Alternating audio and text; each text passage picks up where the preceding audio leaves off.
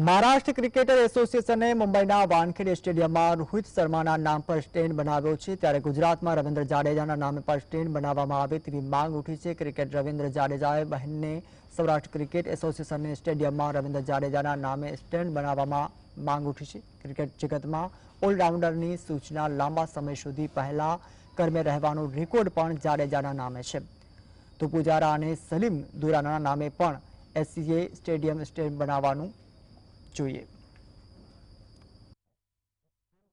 હું ખૂબ ખુશ છું કે રોહિતના નામનું સ્ટેન્ડ બન્યું અને એ રોહિત ડિઝર્વ કરે છે।